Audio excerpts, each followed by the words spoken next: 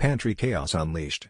So last weekend, my mom decided it was finally time to tackle the pantry situation. You know, that dark corner of the kitchen where food goes to expire and Tupperware lids migrate to start new civilizations. She announced, with the kind of authority usually reserved for NASA mission control, that she was implementing a new organizational system, color-coding everything for maximum efficiency. The plan sounded harmless enough, so my sister and I just shrugged and went back to our phones. At first, it was impressive. Mom had little stickers in every color of the rainbow, labeling cans, boxes, and bags. Red was for grains, blue for canned goods, green for snacks, stuff like that.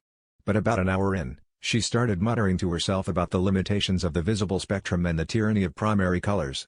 The next thing we knew, she was cutting up old 3D movie glasses and taping the lenses over the pantry light bulb. "It brings out the subtle undertones in the quinoa packaging," she declared, like she was the Picasso of carbohydrates. By dinner time, things got weird. My dad wandered in looking for spaghetti and emerged squinting like he'd just stared at a solar eclipse. "I think the pasta is hiding in the ultraviolet section," he whispered, clutching a can of peaches labeled Magenta Zone.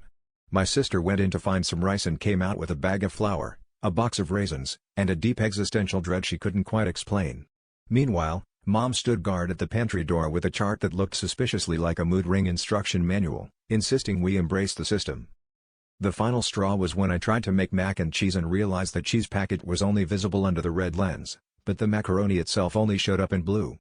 I had to alternate between lenses like some kind of amateur optometrist just to make dinner.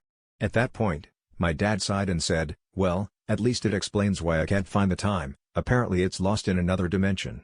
But honestly, I think the real problem is that we can't find the pasta unless we're wearing 3D glasses, so now, dinner's not just a meal, it's an immersive cinematic experience.